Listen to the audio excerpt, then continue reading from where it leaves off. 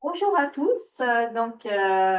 On va commencer notre webinaire aujourd'hui. Il y a 350 personnes inscrites. On va voir combien de personnes. C'est un grand succès, Sophie. Tu as beaucoup de succès. Je me permets de vous rappeler les règles de bon déroulement. Merci de mettre vos micros muets et également d'attendre pour poser vos questions à la fin de la présentation de Sophie. Vous pouvez envoyer, les personnes qui sont en ligne, vous envoyez vos questions dans le chat. Et puis, on a également des gens dans la salle. Donc, à la fin de la présentation de Sophie, j'aimerais la discussion. On verra aussi en fonction du nombre de questions, Sophie, si par la suite, si on ne peut pas répondre à tout, est-ce que tu serais d'accord éventuellement par écrit. Donc aujourd'hui, nous avons le plaisir d'accueillir Sophie Duchesne, qui est ingénieure, professeure chercheuse à l'INRS depuis 2007. Elle est titulaire d'un baccalauréat en génie civil et d'un doctorat en sciences de l'eau. Elle dirige actuellement des recherches portant sur la gestion durable des eaux pluviales en milieu urbain, ainsi que la gestion hydraulique des réseaux de distribution d'eau potable. Et elle est notamment titulaire de recherche municipale en gestion durable de l'eau, soutenue par la Fédération québécoise des municipalités et responsable scientifique du regroupement de recherche GIRO, groupe intersectoriel de recherche pour une gestion durable et responsable de l'eau. Et aujourd'hui, Sophie vient nous présenter un webinaire qui s'intitule Adapter nos milieux urbains pour une gestion plus durable des eaux pluviales dans un contexte de changement climatique. Sophie, je te laisse la parole. Merci Anne pour la présentation. Merci tout le monde qui est là en présence, puis tout le monde en ligne également. Donc, comme Anne l'a mentionné, je travaille beaucoup sur la gestion des eaux pluviales dans la ville, aussi gestion des réseaux d'aqueducs. Donc, aujourd'hui, on va parler plus principalement d'eau pluviale. Donc, j'ai le plaisir aussi sur ces projets-là de collaborer avec mes collègues et amis Geneviève Pelletier, Guillaume Grégoire de l'Université Laval. Donc, il y a un petit peu d'eux autres là-dedans dans ce que je vais vous présenter aujourd'hui. Puis aussi, évidemment, je salue la contribution de plusieurs étudiants dans l'équipe dont je vais mentionner les noms au fur et à mesure que je vais présenter leur contribution. Avec un petit contexte avant de commencer, pourquoi on parle de gestion de l'eau dans la ville, c'est qu'évidemment, c'est quand il pleut un petit peu dans la ville, c'est mignon, c'est cute. J'aime cette image-là parce qu'elle est très poétique. Même si la dame se mouille les pieds parce qu'elle est en sandales, ça a l'air pas trop grave. Mais quand il pleut un petit peu plus, puis on a des situations comme celle-ci qui, là, ils nuisent à la circulation ou même qui vont avoir des impacts sur les gens ou de plus en plus, évidemment, on a aussi des sous-sols qui sont aménagés, mais c'est un petit peu moins plaisant. Fait que c'est pour ça qu'évidemment, à travers le temps, on a construit diverses infrastructures pour gérer ces eaux de pluie-là dans la ville. Puis, ce que je vais vous présenter ce matin, pour commencer, je vais juste faire un bref rappel de comment on gère ces eaux pluviales-là dans la ville. Puis, par la suite, quels sont les impacts des changements climatiques sur justement sa gestion des eaux pluviales dans les milieux urbains. Mais surtout, je vais me concentrer sur ce que je connais le mieux, c'est-à-dire comment on peut adapter nos milieux urbains pour faire face à ces changements climatiques. Donc, pour un petit résumé bref, parce que c'est important par la suite pour comprendre qu'est-ce que je vais vous présenter. Quand on parle de gestion des eaux pluviales dans la ville, bien évidemment, pour éviter d'avoir les pieds dans l'eau à chaque fois qu'il pleut dans une ville, on a construit des réseaux de drainage souterrains. Puis historiquement, les produits qui ont été construits, c'est des réseaux qu'on appelle unitaires, donc en anglais combined sewers. Ça veut dire que les eaux usées, les eaux pluviales s'en vont toutes dans le même réseau souterrain, puis en temps sec, ça se passe bien. Tout ça, normalement, ça va à la station de traitement des eaux usées. Quand il pleut, par contre, ben, on récolte à la fois aussi, en plus des eaux usées, on récolte tout ce qui est issu de la pluie, c'est-à-dire tout ce qui va ruisseler, notamment sur les surfaces imperméables de la ville. Fait que ça fait qu'on a des débits à gérer qui sont parfois jusqu'à 100 fois supérieurs au débit de temps sec. Donc, c'est vraiment impossible d'acheminer tout ça vers la station de traitement. Puis de toute façon, ça serait impossible aussi de traiter toutes ces quantités d'eau-là. Fait que c'est pour ça qu'on a à différents points du réseau des points de surverse ou débordement qui vont nous permettre de soulager le réseau finalement, puis qui vont être un mélange d'eau usée puis d'eau pluviale qui vont être déversées vers le cours d'eau récepteur. C'est sûr que ces déversements-là, ben, il y a un impact important sur la qualité de l'eau, donc ça peut affecter la baignade, les écosystèmes et tout. Donc, c'est pour ça que plus tard, on a décidé de construire des réseaux séparés, donc transporter les eaux usées puis les eaux pluviales séparément. Puis à ce moment-là, ben, historiquement, les premiers réseaux séparés, là, jusqu'à il y a une dizaine d'années environ, on envoyait toutes les eaux de ruissellement sans traitement vers les cours d'eau récepteurs. Donc, à chaque fois qu'il pleut, l'eau pluviale s'en va vers le cours d'eau récepteur. Fait que là, à ce moment-là, c'est plus un mélange d'eau usée et d'eau pluviale, mais on envoie ça dans les cours d'eau les plus proches. Puis juste pour mettre un petit peu en contexte, par exemple, à Montréal, c'est la partie en brun-beige, là, donc à peu près 60-67 de l'île qui est gérée par un réseau d'égouts unitaire. Puis les parties en vert, ben, qui sont les parties les plus récemment construites, là, à peu près, qui ont à peu près une cinquantaine, soixantaine d'années, sont en réseau d'égouts séparés. Donc, ça veut dire que sur la figure que vous voyez ici, à tous les petits points qu'on voit le long des intercepteurs, ben, c'est des endroits où on va avoir des surverses, donc mélange d'eau usée et d'eau pluviale. Pas à chaque fois qu'il pleut, mais presque. C'est-à-dire que ce n'est pas des événements exceptionnels. On va avoir donc ici le rejet de mélange d'eau usée puis d'eau pluviale dans le cours d'eau, sans traitement, à part peut-être un petit dégrayage grossier, qui vont arriver presque à chaque fois qu'il pleut, donc c'est-à-dire des dizaines de fois pendant l'année, finalement. Donc, ça vous montre l'ampleur de cette problématique-là. C'est pourquoi, au fil du temps, on a cessé de construire ce type de réseau-là. Puis, on s'est mis à construire des réseaux séparés. Par contre, on n'est quand même pas au bout de nos peines, évidemment, avec ces réseaux séparés-là, parce que, étant donné que nos villes sont très imperméabilisées, là, je montre un exemple ici d'un secteur résidentiel, mais déjà, même en secteur résidentiel, on voit là, on a la rue, on a les toitures, donc tout ça est très imperméable. Donc, qu'est-ce que ça fait qu'on imperméabilise une ville? Ça fait qu'à chaque fois qu'il pleut, bien, en fait, on va avoir des débits de ruissellement, des volumes de ruissellement gérés qui sont beaucoup plus importants qu'un milieu naturel, parce que l'eau ne peut plus s'infiltrer dans le sol, premièrement, puis aussi parce qu'elle va s'écouler vraiment rapidement sur des surfaces imperméables. Donc, beaucoup plus d'eau à gérer qu'en milieu naturel. Donc, voit-on ma souris? On ne voit pas l'avance. C'est pas là. Beaucoup plus d'eau. La quantité en rouge en bas qui est plus grande que la quantité en bleu, si on fait l'air sur la courbe. Puis aussi, cette eau-là arrive de façon beaucoup plus rapide et avec des débits plus élevés. Et évidemment, bien, toute cette eau de ruissellement-là qui coule sur les surfaces urbaines, bien, elle ramasse des polluants aussi avec elle. Fait que ça fait que ce qu'on rejette, c'est quand même d'une bien moins bonne qualité de l'eau finalement que ce qu'on peut avoir dans un milieu naturel. Donc, les réseaux d'égouts unitaires nous font des surverses. Les réseaux d'égouts séparés nous font aussi des problèmes parce qu'on rejette des contaminants dans les cours d'eau. Puis, les deux réseaux, que ce soit unitaires ou séparés, bien évidemment, on va les designer pour être capable de transporter un certain débit. Puis, étant donné que la pluie, c'est un phénomène aléatoire, bien, c'est certain qu'à un moment donné, la capacité du réseau va être dépassée à un moment donné. Donc, on va avoir des problématiques comme les surcharges, les refoulements dans les sous-sols et les inondations de surface qui vont nous causer ce type de problématique. Donc, ça va arriver quand la capacité de transport, finalement, de notre réseau souterrain est dépassée parce que le débit que j'ai à transporter, bien, il est plus élevé que le débit de conception qui correspond à une certaine pluie que j'aurais choisie avec une certaine période de retour. Donc, si je résume, on a des problématiques de refoulement et inondation comme celle-là, à la fois en réseau unitaire et séparé. En réseau unitaire, on a les surverses.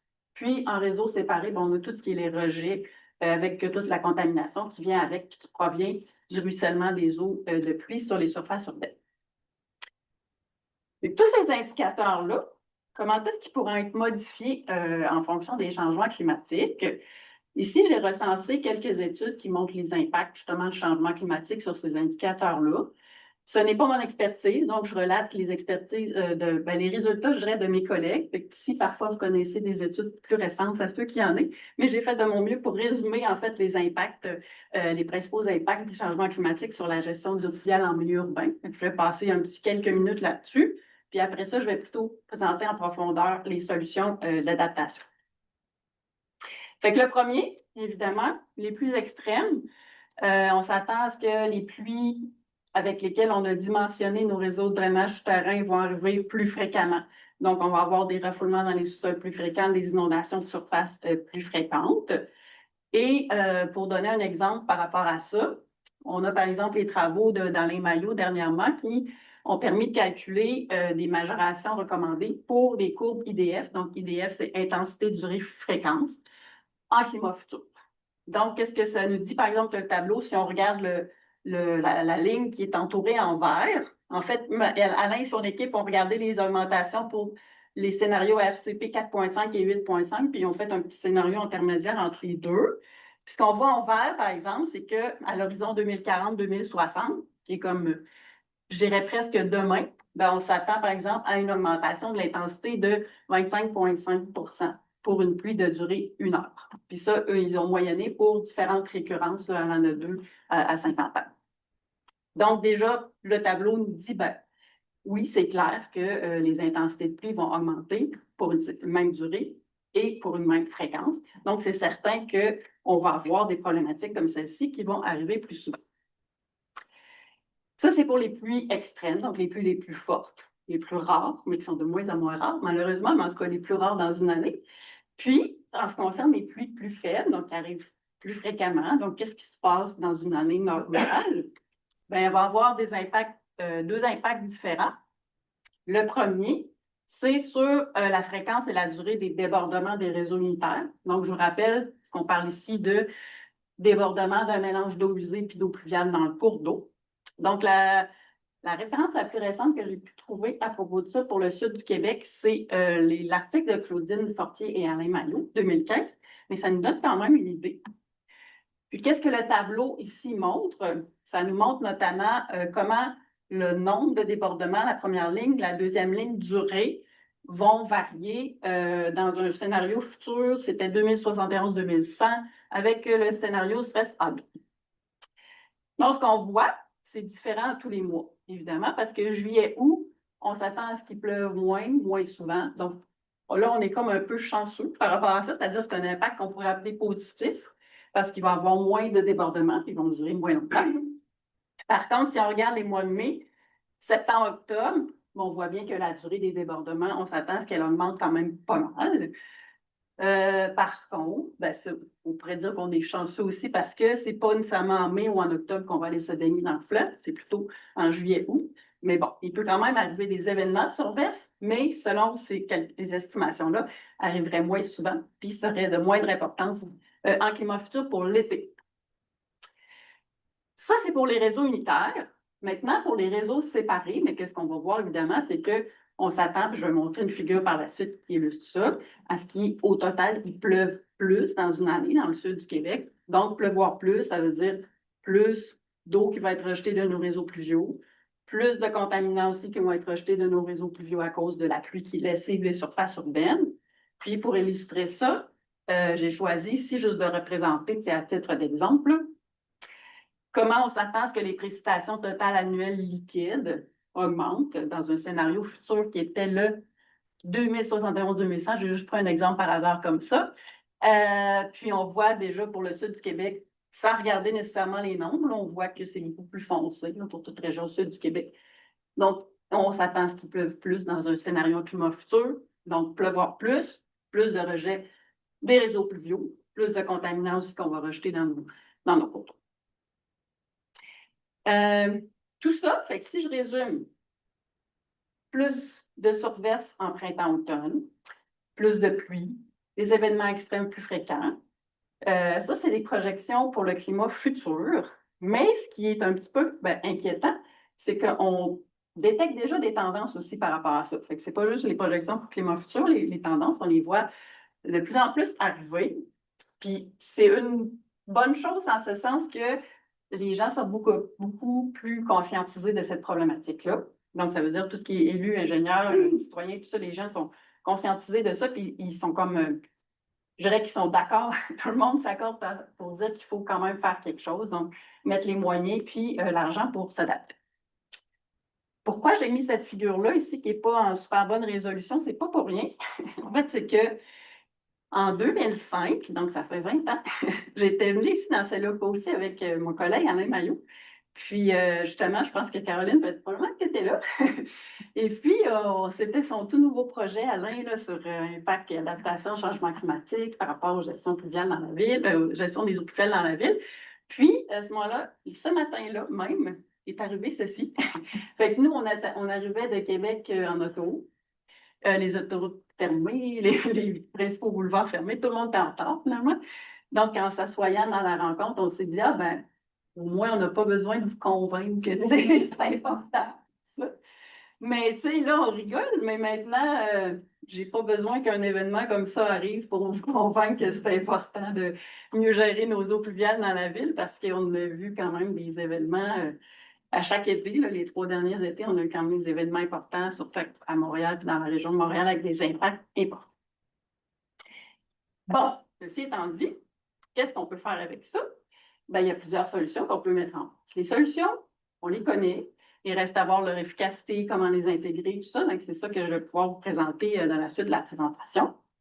Fait, un type de solution, c'est pour les plus petites pluies, on applique de plus en plus ce qu'on appelle le contrôle à la source des eaux pluviales. Donc, contrôle à la source, ça veut dire quoi? Ça veut dire essayer de garder l'eau le plus près possible de où elle tombe, à la source.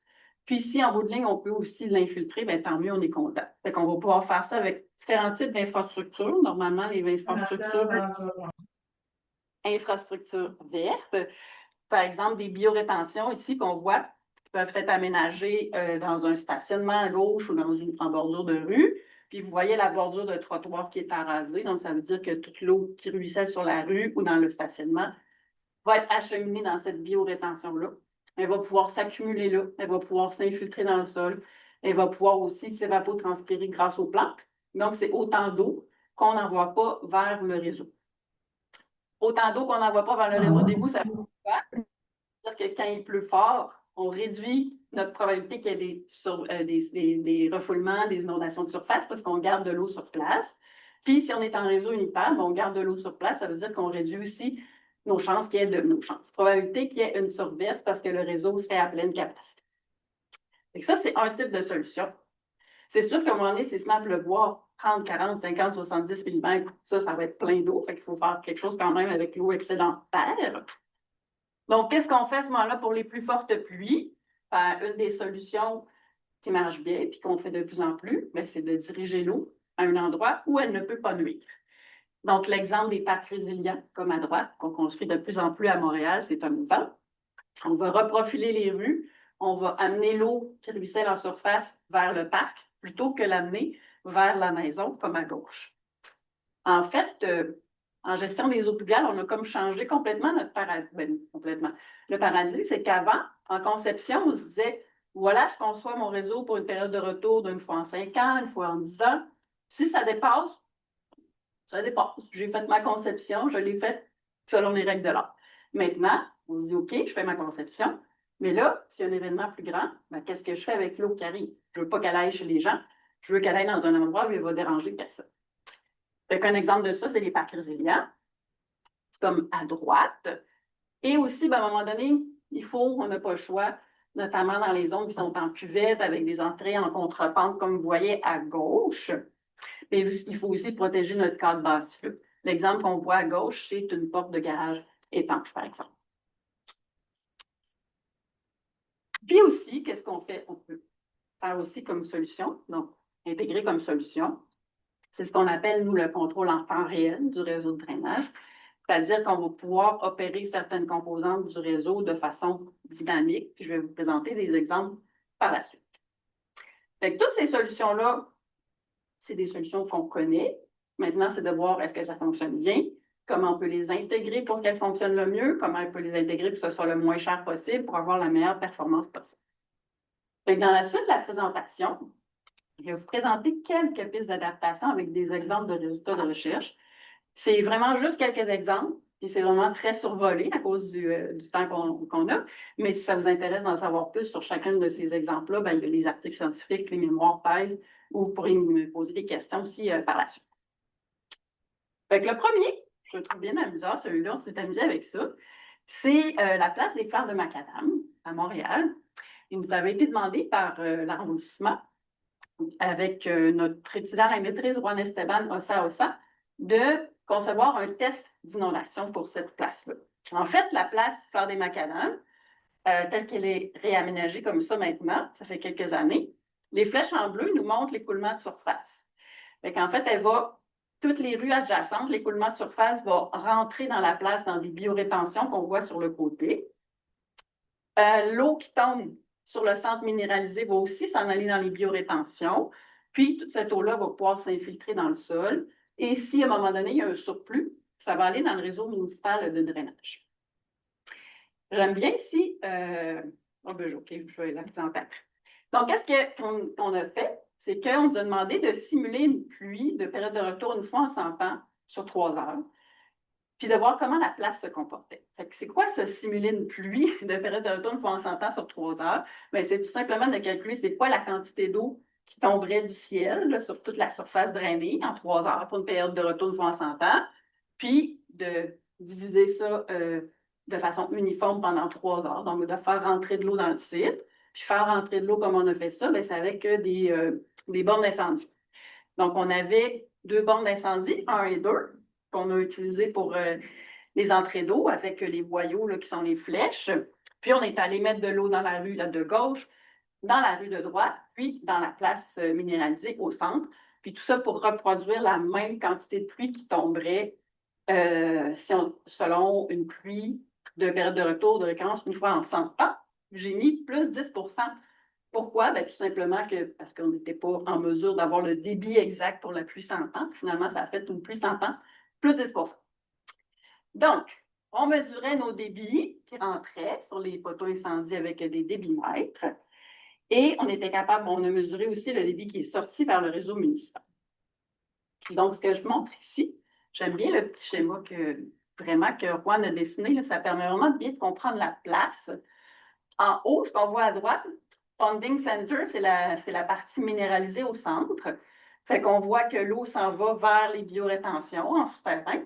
Puis, qu'est-ce qu'on voit aussi, c'est que, bon, on ne le voit peut-être pas, mais en tout cas, c'est écrit Flow Regulator ici. Là. Donc, Flow Regulator, c'est un régulateur de débit qui fait que le débit qui s'en va vers la biorétention est limité. Donc, il va y avoir quand même un refoulement de l'eau vers la place et de l'eau qui va monter aussi un petit peu sur la place.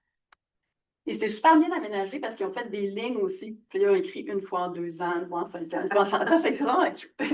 C'est super joli. Puis on a pu vérifier que les lignes étaient pas mal à la bonne place. Puis après ça, ça s'en va donc par là vers les biorétentions. Ça déborde finalement dans les biorétentions. Une fois là, ça peut s'infiltrer.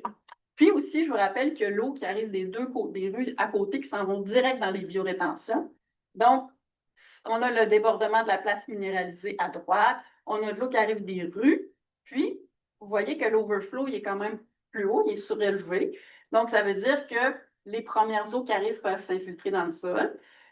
Si les apports sont plus grands que le taux d'infiltration, bien, le niveau d'eau va monter. Puis qu'on est rendu à peu près à 17 cm d'eau, ça va déborder vers le réseau municipal de drainage qui est à gauche. Donc, tout ça pour dire que, je retourne en arrière, on a mesuré les débits entrants, donc ce qui arrivait à partir des bornes d'incendie, puis on a mesuré à gauche le débit qui s'en allait vers le réseau municipal d'eau, dans ce cas-là, qui est un réseau unitaire. Alors, résultat, ce qu'on peut voir, fait que là, je vous rappelle, c'est une pluie équivalente à période de retour une fois en 100 ans, donc c'est quand même pas rien. Qu'est-ce qu'on a fait rentrer presque 130 mètres cubes d'eau en 3 heures sont rentrés dans la place? Qu'est-ce qui en est sorti? 3 mètres cubes. Donc, ça veut dire qu'on a à peine un petit peu plus que 2 de la quantité d'eau qui est allée vers le réseau de drainage municipal. Le reste, il s'en va où?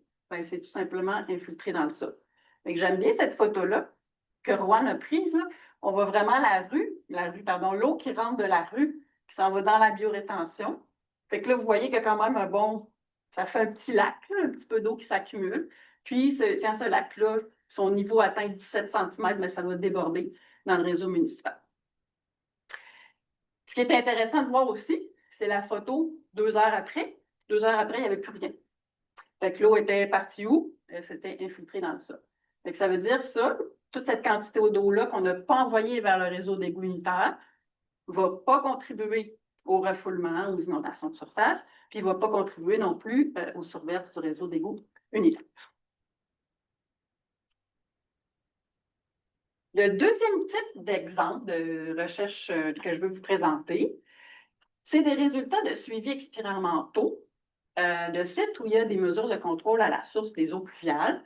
On en a fait vraiment plusieurs dans l'équipe avec Geneviève et Guillaume les dernières années. J'en présente juste 2 avec un résultat de quantité et un résultat de qualité, juste pour vous montrer un petit peu le genre de truc que ça peut donner. Fait que le premier que je vous présente, c'est le stationnement incitatif de Montarville à Boucherville. Donc, c'est un stationnement d'à peu près 1 hectare qui est à Boucherville, le mot le dit. Et puis, ce qu'on voit sur la figure ici, dans le fond, c'est que, voilà, tout ce qui est encerclé en rouge ici, c'est des biorétentions. Donc, ils peuvent aller chercher les eaux pluviales ou les eaux de ruissellement. Donc, on voit un petit peu de quoi ça peut avoir l'air. Une biorétention, c'est avec des plantes, avec des arbres, pour évidemment favoriser l'infiltration puis favoriser aussi l'évapotranspiration de l'eau.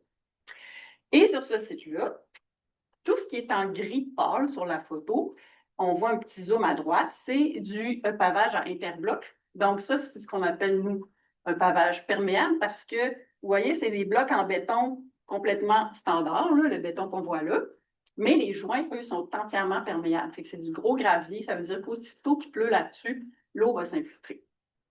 Donc, ça, on a du pavage interbloc sur ce site. On avait aussi du pavage alvéolé, là, qui est un autre type de pavage perméable qu'on avait sur le site. Petit résumé. Qu'est-ce qu'on fait, nous, quand on fait des suivis de sites comme ça? Bien, en matière de quantité d'eau, on va aller mesurer, c'est la pluie. Comme ici, on voit la mesure de la pluie en axe inversé pour un exemple qui était le 31 octobre 2021. Puis, on va mesurer aussi, en orangé, c'est le débit qui sort du site. Donc, une fois que c'est allé dans les biorétentions, pavage perméable, tout ça, en souterrain, il y a un drain que je n'ai pas montré. Puis ce drain-là s'en va vers le réseau municipal de drainage. Donc, en orangé, c'est c'est le débit qui sort du site lors de cette pluie-là. En bleu pâle, c'est quoi? En bleu pâle, c'est le même débit qui sortirait du site si on avait un stationnement en tout point identique, c'est-à-dire même superficie, même pente, tout ça, mais qui serait fait en asphalte, 100% imperméable, 100% imperméable, comme on fait d'habitude. Fait qu'évidemment, on voit que pour une surface imperméable, là, les débits répondent super rapidement à la pluie, mais on le voit là, quand on est dehors, on voit que quand il pleut, aussitôt, ça commence à ruisseler. Donc, nous, c'est ça qu'on mesure quand on fait des suivis comme ça de sites expérimentaux. Évidemment, la courbe en bleu pâle, elle n'a pas été mesurée parce que le site était déjà transformé, donc elle a été simulée avec un modèle hydrologique qui s'appelle SWIM, qu'on utilise beaucoup là, en milieu urbain, en supposant qu'on avait le même site, mais à 100% imperméable. Donc, les travaux, le A a changé de police, mais c'est pas grave, c'est cute. Fait ces travaux-là, j'ai oublié de le mentionner, mais ça a été réalisé par une étudiante qui était à la maîtrise à cette époque-là dans notre équipe, qui est Véronique Gay. Puis elle a réussi. Bravo Véronique, parce que vous voyez les dates 2020. Elle a commencé son truc en juin 2020, mais finalement, ça a été à août. En tout cas, bravo. Elle a vraiment bien réussi. Fait qu'elle a réussi à caractériser 23 événements en 2020, puis 36 en 2021.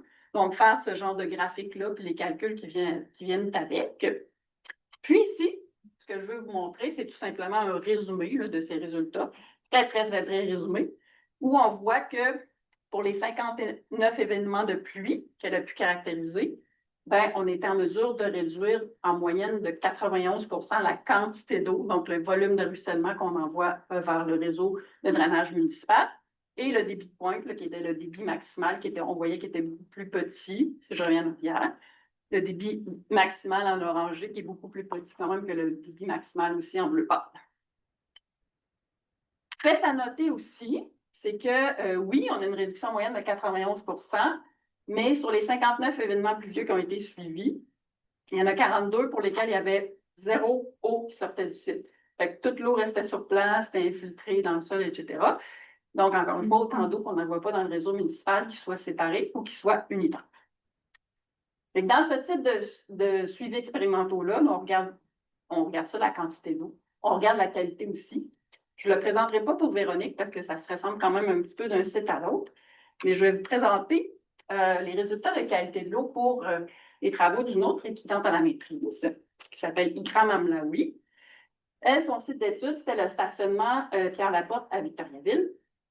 Donc, vous voyez à gauche le stationnement tel qu'il avait l'air avant son réaménagement et à droite, de quoi ça a l'air maintenant. Fait que première chose qu'on voit, c'est beaucoup plus de vert déjà. Donc, c'est plus agréable à se promener là.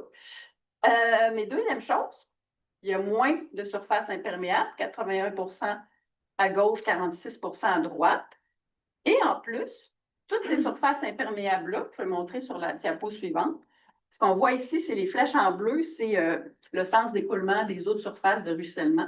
Fait que toutes les surfaces imperméables sont drainées vers une biorétention. Sauf la petite partie à droite, là, qui est comme l'allée pour aller vers la rue. Celle-là est drainée vers un puisard traditionnel. Fait que c'est comme notre témoin, voir qu'est-ce qui se passe quand on a juste une surface en asphalte normale. Puis, toutes les autres surfaces en asphalte s'en vont vers des biorétentions. En jaune pointillé, c'est des drains souterrains dans les biorétentions qui amènent le surplus d'eau vers les conduites en rouge pointillé, qui sont des conduites d'égout pluvial standard. Puis à gauche, on a la sortie vers le réseau municipal de drainage, qui était un réseau unitaire, dans ce cas-ci, il me semble aussi. Fait que juste pour illustrer là, brièvement le genre de trucs qu'on peut faire sur ces sites-là, on fait des échantillonnages en temps de pluie. Puis là, j'aime beaucoup montrer la photo des bouteilles parce qu'elle dit tout. La bouteille à gauche, un échantillon récolté le 26 mai 2022. Au point 1, le point 1, c'est un endroit où on a juste l'asphalte traditionnel qui ramasse tout sur son passage et puis ça donne de l'eau qui est très, très chargée, comme vous voyez à gauche. À droite, c'est un échantillon qui a été récolté à la sortie du drain d'une biorétention, donc de l'eau qui est passée par la biorétention, s'est infiltrée et passée par le drain. Fait que juste avec la couleur, on voit quand même l'amélioration notable de qualité. Des résultats un petit peu plus quantitatifs. Là, je représente seulement les résultats pour les matières en suspension parce qu'ils sont quand même assez parlants. Fait que vous voyez sur cette figure-là, pour 9 événements pluvieux en 2022, ce qu'on voit en bleu, c'est les concentrations en matière en suspension de l'eau qui avait ruisselé sur la surface imperméable. Puis ce qu'on voit en orangé, quand on le voit, c'est ce qui avait été récolté à la sortie du drain de la biorétention. Fait que sur cette figure-là, si vous ne voyez pas de ligne orange, je ne sais pas qu'il n'y a pas d'échantillon qui a été pris. C'est tout simplement que la valeur est tellement petite qu'on ne le voit pas avec notre échelle ou qu'elle était en dessous de la limite de détection. Donc, ça nous donne pour ces 9 événements pluvieux-là une réduction moyenne des matières en suspension en concentration de 96 %. Encore une fois, je vous rappelle, ça, c'est quand il y avait de l'eau qui sortait. Vous vous souvenez des résultats que j'ai montrés de Véronique tout à l'heure? Dans la plupart des cas, il n'y avait pas d'eau qui sortait. Donc, pour la plupart des pluies, on retient toute l'eau sur place. Quand il y a de l'eau qui sort, bien, cette eau-là est beaucoup moins chargée que si on n'avait pas les biorétentions et tout. Donc, ça fait qu'en bout de ligne, pendant l'année, la quantité, la charge en contaminant est vraiment réduite de beaucoup là, qui sort de ces systèmes-là.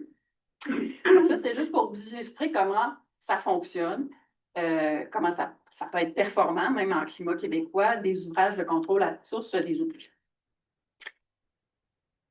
L'autre type d'exemple que je vais vous montrer, donc c'est encore Juan Esteban qui a fait ça dans le cadre de sa maîtrise, très actif sur Juan Esteban. On a réussi à le garder pour le doctorat, fait qu'on est super contents. L'objectif de sa maîtrise, lui, c'était vraiment de développer une méthodologie pour dire, OK, bon, maintenant qu'on sait qu'avec différents types d'ouvrages, on peut réduire les contaminants, la quantité d'eau qui s'en va dans le réseau, tout ça, comment est-ce qu'on pourrait les placer finalement? Comment est-ce qu'on pourrait faire pour décider où est-ce qu'on les met, comment, où, à quel endroit, en fonction de la caractéristique de notre zone urbaine. Donc, puis sa stratégie, elle se fait en 2 temps, c'est-à-dire avec la phase 1, puis je vais vous montrer comment ça marche par la suite. On va venir limiter la quantité d'eau qui rentre dans le réseau. Puis évidemment, si on limite la quantité d'eau qui rentre dans le réseau souterrain, ça veut dire qu'on en garde plus en surface. Fait qu'en phase 2, on vient acheminer ces eaux excédentaires-là vers des endroits où elles ne vont pas nous gêner. Alors, les résultats que je vais vous montrer, c'est sa méthodologie qui a été testée avec 3 pluies différentes. Donc, la première, c'est la pluie de conception Chicago une fois en 100 ans, de durée 3 heures, qui est en vert. La deuxième, c'est ce qu'on appelait avec changement climatique. Donc, on a juste pris cette pluie de conception-là. On y a rajouté 21,5 % à toutes les intensités, qui est en bleu. Et la orangée, c'est la pluie du 13 juillet 2023. Donc, à ce moment-là, quand Juan Esteban a complété ses analyses, c'était une des plus récentes qui avait vraiment causé des problèmes là, dans le réseau d'égouts de Montréal. Donc, on la voit en orange. Puis d'où ça vient ce fameux 21 plus 21,5 %? C'est tout simplement qu'on est retourné dans le tableau de Alain Maillot et son équipe, puis on a choisi la valeur de 21,5 % qui est. Alors, ces cas d'études, il y en avait plusieurs. Alors, je vais montrer seulement des résultats pour le cas de Rosemont-la-Petite-Patrie. Puis on le voit illustré ici à gauche, donc son quartier qu'il a étudié. Vous voyez ici, tout ce qui est les lignes qui sont là, c'est les conduites souterraines. Donc, c'est la représentation du secteur finalement dans SWIM. Donc, toutes les conduites souterraines avec leur sous-bassin. C'est un secteur qui est imperméabilisé à 74 %. Donc, ça veut dire quand même pas mal, beaucoup imperméabilisé. Puis, il y a souvent justement des problèmes de refoulement, d'inondation des sous-sols, etc. dans ce secteur-là. Donc, pour pouvoir tester sa méthodologie, Juan Esteban est allé voir comment est-ce qu'on était capable de réduire justement les surcharges, les débordements, les inondations des sous-sols et les inondations à surface. Fait que je vous rappelle, ça se faisait en 2 temps. Phase 1, limiter la quantité d'eau qui rentre dans le réseau d'égouts souterrains. Comment est-ce qu'on peut faire ça de différentes façons? Puis la façon qui existe depuis, je pense, le plus longtemps, c'est la première, des régulateurs de débit. Donc, il a mis ICD, lui, pour Inlet Control Device. Mais tout simplement, c'est qu'on voit dans le puisard, vous voyez les petites formes qui sont ajoutées là dans le puisard, c'est juste des orifices, finalement, qui viennent limiter la quantité d'eau qui est capable de rentrer dans la conduite souterraine. Puis le surplus, ben, il s'accumule, puis il va rester dans l'air. Donc, c'est une façon de limiter la quantité d'eau qui s'en va dans nos conduites souterraines. Il a intégré aussi du pavage perméable dans les ruelles et il a intégré aussi du stockage sur les toits plats. À Montréal, notamment, on a vraiment beaucoup de toits plats. Donc, pourquoi pas utiliser ces surfaces-là pour stocker un petit peu d'eau? Un peu, pas beaucoup. Le toit est déjà designé pour pouvoir avoir une charge de neige, donc il pourrait avoir la charge équivalente en eau. Donc, il a intégré ces 3 solutions-là, 3 stratégies-là dans son secteur d'études. Puis, les résultats que je vais présenter en premier pour l'appui Chicago, qui ont été modélisés. Évidemment, ça n'a pas été construit. Ça a été modélisé avec PC SWIM en 1 dimension dans le cas de la phase 1. Dans la phase 2, qu'est-ce qu'il a fait? C'est qu'il est venu rajouter aussi d'autres choses en surface. Rajouter quoi? Des saillies drainantes, fausses drainantes, qui sont des biorétentions, finalement, qu'on peut mettre un petit peu partout en bordure de rue. Des pressions dans les parcs et stationnements, comme par exemple l'exemple du parc des fleurs de macadam, où on amène les eaux de la rue vers le parc. Rampe d'entrée surélevée. Si on a un garage avec une pente inversée, on peut faire une petite bosse avant notre entrée pour empêcher que l'eau de la rue s'en aille dans le garage. Et l'utilisation de ralentisseurs. On appelle familièrement dans ma famille des boboums. On pourrait les mettre stratégiquement dans une rue, un ralentisseur là, pour stocker de l'eau à un endroit où ça dérangerait. Alors, résultat, ce qu'on voit sur ce graphique-là, c'est les résultats de la phase 1. Donc, après avoir mis en application ces 3 stratégies-là sur sa zone d'étude, on voit notamment qu'on a beaucoup moins de conduites surchargées. Là, si on passe de bleu, c'est le modèle de référence, donc comme la situation actuelle, finalement, comme le site est actuellement. À bleu pâle, c'est si on met les stratégies 1, 2, 3, on réduit de 97 % le nombre de conduites surchargées, puis les débordements du réseau d'égout, donc ce qui arrive du réseau puis qui remonte en surface, c'est éliminé avec ces stratégies. Ça, c'est la première phase. Si on regarde maintenant une vue en élévation de ce qui se passe, SWIM nous permet de faire ça. Ce qu'on voit à droite, c'est un profil de conduite dans une zone qui était quand même assez critique pour ce secteur-là. Donc, ce qu'on voit à droite, c'est la situation actuelle. Si on a une pluie de période de retour une fois en 100 ans qui arrive, la conduite d'égout est pleine, surchargée. On ne veut pas ça. Normalement, une conduite d'égout, ça coule à surface libre, ça ne devient pas en charge. Puis, en plus, on voit en haut, qui est la ligne bleu foncé, c'est la ligne piézométrique. Donc, on voit à gauche que ça dépasse le niveau du sol. Ça veut dire que l'eau vient tout simplement ressortir en surface. Quand on applique les stratégies 1, 2, 3, évidemment, on envoie beaucoup moins d'eau dans le réseau souterrain, presque plus de surcharge. On n'a pas de refoulement en surface, c'est-à-dire que la ligne piézométrique est beaucoup plus basse que la surface. Donc, qu'est-ce qui arrive? C'est les résultats qu'on voit à gauche. Si je regarde modèle de référence en bas, avec la pluie Chicago, j'avais quand même une bonne quantité d'eau que j'avais en surface sur le sol. Puis, une partie de ces eaux-là, donc à peu près 4000 mètres cubes, c'était de l'eau qui avait comme ressorti du réseau. Fait qu'un mélange d'eau usée et d'eau pluviale, puis qui s'en va tranquillement faire son chemin dans certains sous-sols. Fait que ça, on n'aime pas ça. Fait qu'avec sa stratégie qui retient l'eau en surface, stratégie 1, 2, 3, Oui, il nous reste presque autant d'eau en surface, mais c'est de l'eau de pluie. Fait que déjà, ça nous dérange un petit peu moins que d'avoir de l'eau usée. Puis avec la phase 2 de sa méthode, bon, on va voir comment on peut gérer cette quantité d'eau-là qui reste aussi en surface. Donc, stratégie 2, je vous rappelle, c'est pour les eaux qui restent en surface, on les envoie à des endroits où ça ne nous dérange pas. Donc, en faisant ça, on peut passer des zones inondées d'à peu près 14 hectares qui sont diminuées de 68 dans ce cas-là. Fait après notre phase 1, on avait autant d'eau en surface, mais on n'avait pas au moins de refoulement de l'égout vers la surface. Puis après la phase 2, on dirige cette eau-là à des endroits où ça ne nous dérange pas. Donc, on réduit les surfaces inondées. Alors, juste une petite illustration graphique de quoi ça peut avoir l'air pour deux coins de rue. Le coin de rue qu'on voit ici à gauche, c'est qu'est-ce qui se passe dans la situation actuelle si on a une pluie de période de retour une fois en 100 ans. Tous les petits carrés bleus, c'est les carrés où il y a de l'eau. Plus c'est foncé, plus c'est profond. Fait que ça, c'est la situation de référence. Puis après, c'est après qu'on ait appliqué les stratégies de Roy-Esteban, il y a encore de l'eau. Par contre, elle est en bordure de rue. Elle est dans les biorétentions qu'il avait choisi de placer à ces endroits-là. Ça ne dérange personne.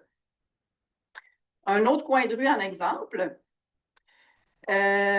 Ici, un autre coin de rue où il y a plein d'eau qui s'accumule en surface. Il peut y avoir du refoulement qui arrive du réseau. À droite, c'est après avoir implanté ces solutions. Cette eau-là, qu'est-ce qu'on a fait? Vous voyez un petit stationnement qui est là. On fait juste reprofiler la rue, faire une petite entrée pour s'assurer que l'eau qui est dans le coin de rue, bien, elle peut aller dans le stationnement à un endroit où elle va déranger personne. Ça, c'est pour illustrer.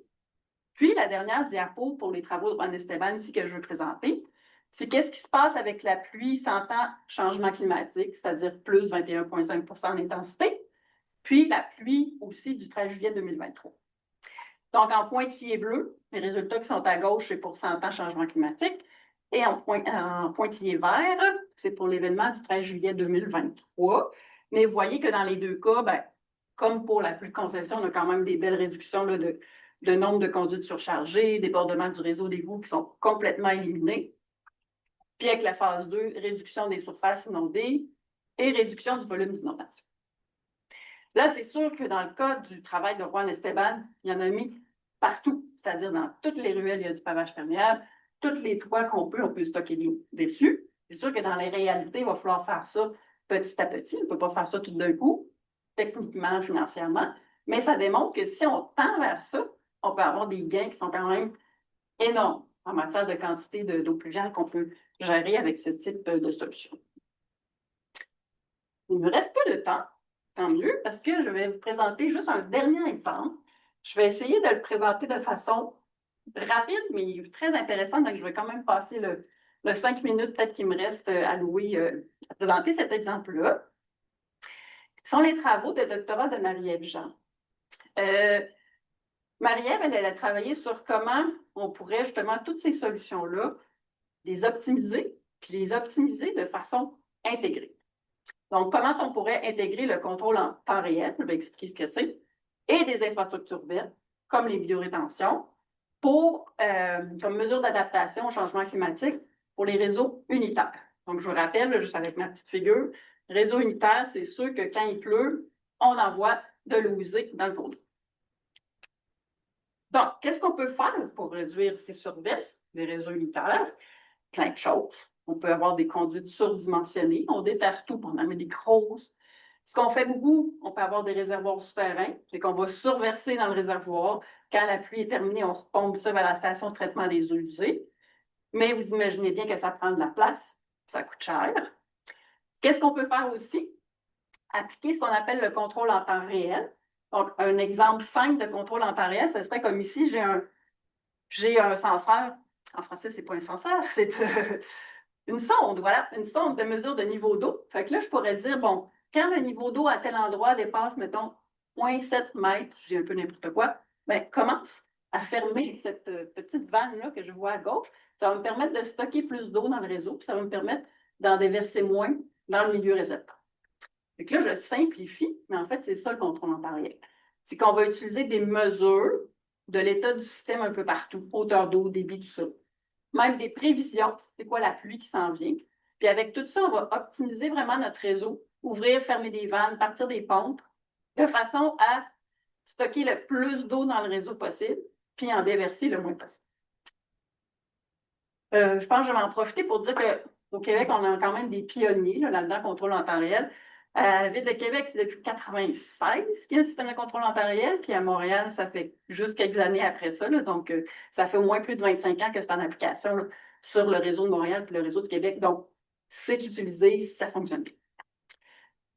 Autre solution aussi, évidemment, qu'on peut appliquer pour réduire les surverses des réseaux d'égouts unitaires, c'est tout ce qui est les solutions de contrôle à la source, parce que autant d'eau qu'on va garder sur place, autant d'eau qu'on va infiltrer dans le sol, mais ça ne sera pas de l'eau qui va contribuer aux surfaces. Alors, rapido, qu'est-ce qu'elle est venue faire, Marie-Ève? Ça, c'est le cas d'application que je vais vous présenter, parce qu'elle en avait plusieurs. Sur ce cas d'application-là, en fait, tous les endroits où vous voyez des hauts, c'est des endroits où on peut avoir des surverses vers le cours d'eau récepteur. Dans ce cas-là, on avait 6 de ces petits hauts-là qui déversaient plus que 50 fois par année. Donc, quand je vous disais en début de présentation, des surverses d'eau usée dans le cours d'eau, ce n'est pas une affaire qui arrive une fois aux 10 ans, ça arrive souvent. Dans ce cas-là, c'était 50 fois par année pour les 6 points problématiques. Et on voudrait redescendre cette fréquence-là à 7 fois par année. Alors, qu'est-ce qu'elle est venue faire? Je vais juste expliquer rapidement ce qu'elle est venue faire puis montrer des résultats. Je pourrais répondre aux questions par la suite. Elle est venue optimiser. Donc, optimiser quoi? En verre, où est-ce qu'on devrait mettre des biorétentions et combien on devrait en mettre? En vue de quoi? En vue de minimiser les coûts, puis tout en éliminant les débordements pour notre pluie de conception. Fait qu'elle est venue optimiser ça.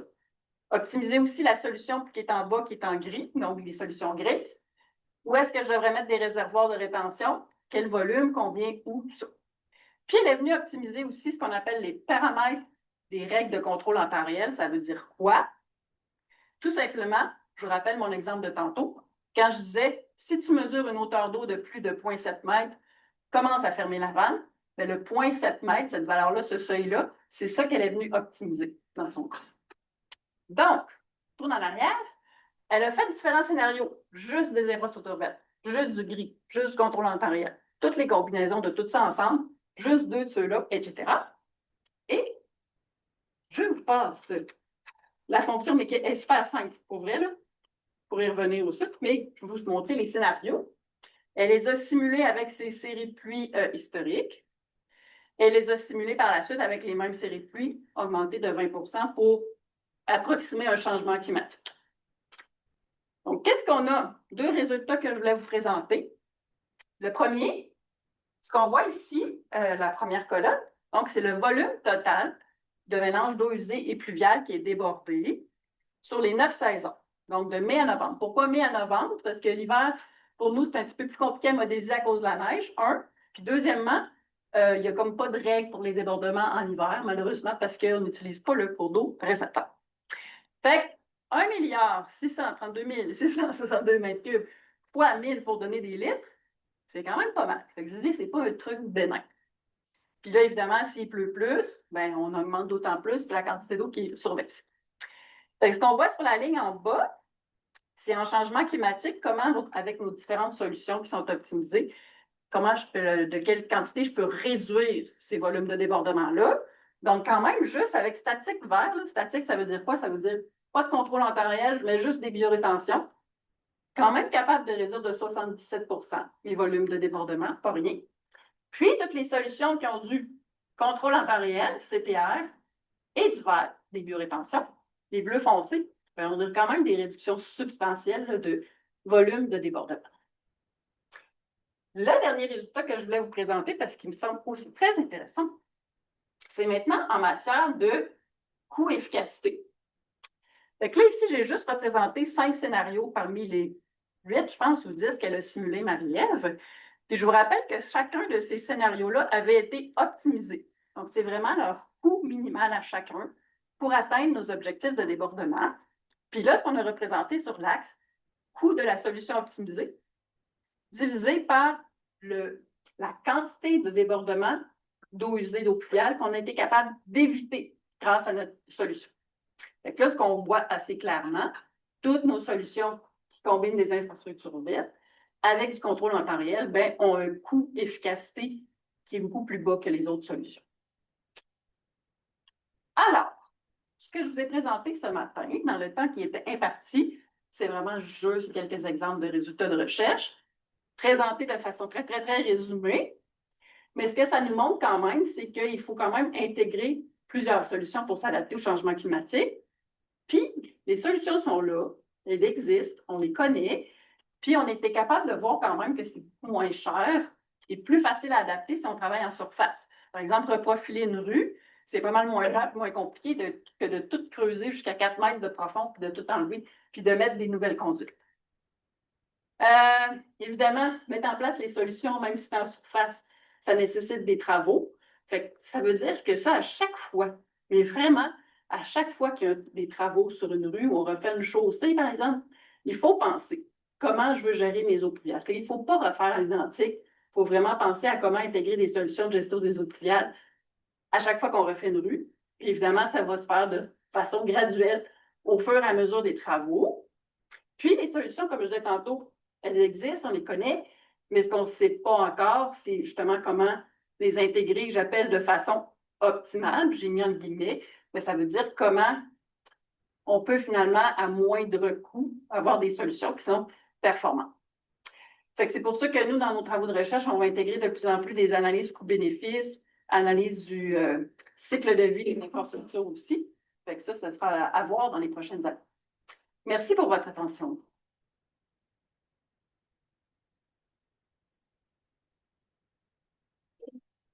Beaucoup, Sophie. Donc, je vais prendre, il y a quelques questions en ligne et puis je prendrai une ou deux questions dans la salle.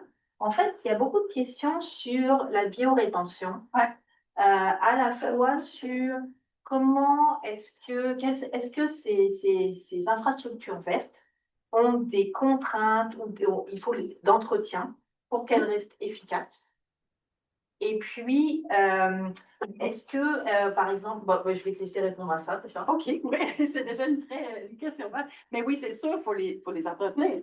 Mais nos conduites souterraines aussi, il faut les entretenir, ne pas oublier. Fait que ça veut dire quoi, entretenir une infrastructure verte? Oui, entretenir peut-être les plantes qui sont dedans. Les 3 ou 4 premières années, justement, pour enlever mauvaises herbes, remettre des plantes. Mais après ça, ça vit de soi, là. Puis c'est surtout pas plus compliqué qu'une plate-bande normale si tu avais un terre-plein qui était de toute façon là ou une saillie végétalisée qui était de toute façon là. Ce qu'il faut faire aussi, c'est sûr, c'est avoir un bon ouvrage pour capter les sédiments qui rentrent puis aller le vider de temps en temps. Parce que c'est les sédiments, finalement, qui arrivent avec le ruissellement de la rue, là, surtout au printemps, tout ça qu'il faudrait aller colmater. Mais si c'est bien fait, c'est ça, on va pouvoir limiter le colmatage.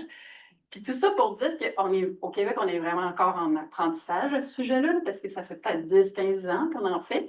Fait qu'il y a beaucoup de questionnements, il y a toujours ces questions qui reviennent sur l'entretien. Fait que les gens apprennent, mais de plus en plus, ça rentre dans les façons de faire. La difficulté, c'est que pour les municipalités, souvent, il y a des budgets pour construire des choses, mais pas pour les entretenir. Fait que là, c'est qui l'entretien, puis aussi qui va le faire? Service des parcs, travaux publics, ingénierie. Fait que ça reste compliqué, mais on progresse. Ça reste parmi les contraintes à mettre en place pour que tout l'écosystème soit prêt à mettre en place. Et puis, il y avait une question sur le pavage imperméable.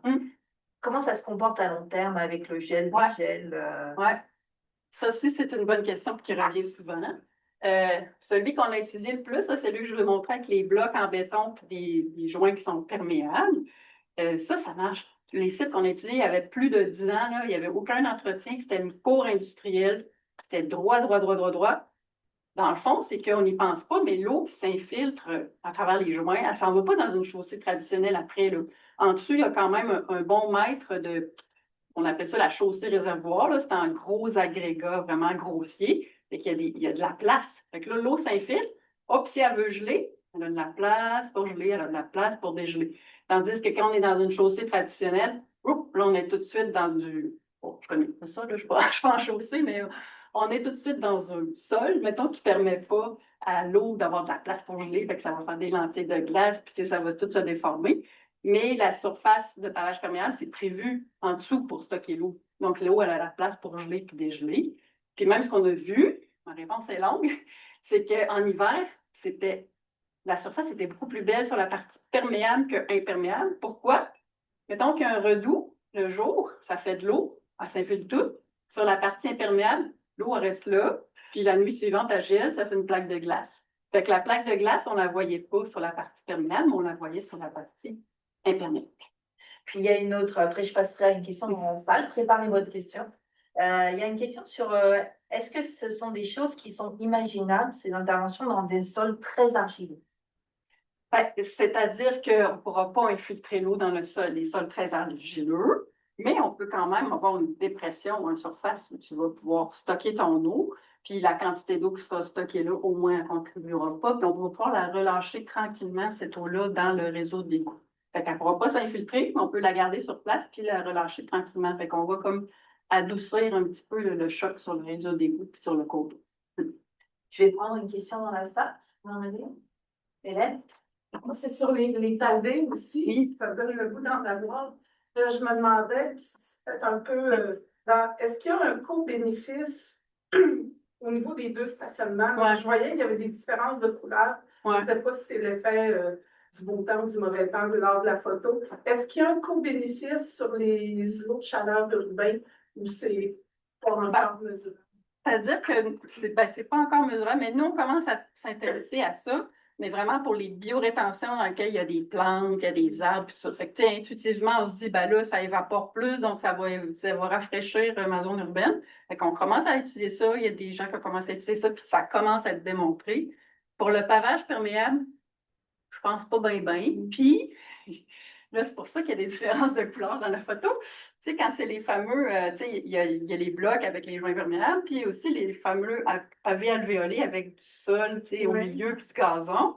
Ben là, ça dépend qu'est-ce que tu mets dedans. Alors, si, mettons, tu sèmes du gazon, au mois de juillet, il va être jaune, il va être brun, puis rien n'aura plus. Il faut que tu recommences. Alors là, si tu laisses peut-être les plantes adventices arriver, puis tout ça, ben, peut-être que ça va faire plus vert, tout ça, mais peut-être que c'est pas ça que tu veux non plus, parce que tu veux que ce soit toute la même espèce. En tout cas, fait que ça, c'est pas toujours vert.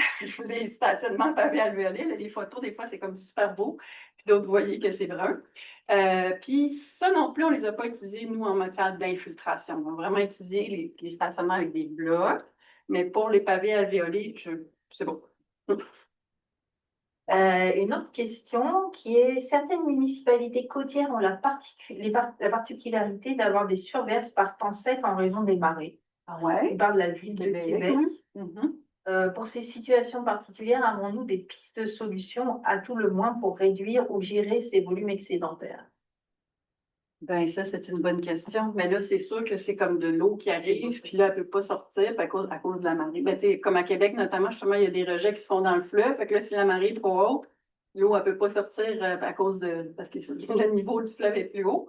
Ces surverses-là qui vont survenir, ben, les solutions pour cette situation spécifique-là, je ne sais pas, mais tout ce qu'on a présenté qui réduit la quantité d'eau qui s'en va vers le réseau, donc qui réduit les surverses, sont des solutions. Mais pour ce cas spécifique-là, je ne saurais répondre. Je vais poser deux dernières questions, et après on va arrêter parce que il y a quelqu'un qui demande si c'est cette eau qui s'infile dans la biorétention, et on voit que ça fait réduire la charge, là c'était des matières en suspension, mais tu as parlé des contaminants. Est-ce qu'il y a un risque que ça contamine à terme les terrains? Ben oui, alors ça aussi, c'est une très bonne question parce que ben là, on n'a pas le temps de présenter tout ça, mais souvent, je présente dans mes cours, tu sais, l'évolution de la gestion des eaux pluviales. Là, maintenant, on est rendu à dire, ah, ça s'infile, les contaminants s'en vont, yeah, ça va bien. Ils s'en vont où, les contaminants? Ben là, on ne le sait pas encore, on n'a pas commencé à étudier ça. Mais c'est sûr que pour la nappe phréatique elle-même, il y a quand même des règles là, sur la. Je me souviens plus c'est quoi, il faut que ce soit à plus de tant de mètres là, de la nappe. On ne peut pas infiltrer si la nappe est trop proche, surtout si on l'utilise pour une source d'eau potable. Puis c'est sûr qu'il va falloir réfléchir à le sol de la biorétention. C'est sûr que la biorétention, elle ne reste pas là 100 ans non plus. T'sais, après peut-être 20-25 ans, il faut tout la refaire au complet. Ouais, peut-être que c'est juste que ces sols-là vont être des sols contaminés, puis on va les mettre quelque part, mais ça a été vraiment peu étudié encore. Où ils s'en vont, est-ce que c'est dans le sol, est-ce que c'est dans le substrat, on ne sait pas encore vraiment. Bon ben merci Sophie, c'est noté, puis je suis tout à fait d'accord que c'était de très beaux exemples, très parlants, très bien expliqués. Puis je te félicite de former la relève et puis de la mettre en valeur. Merci, merci. Merci.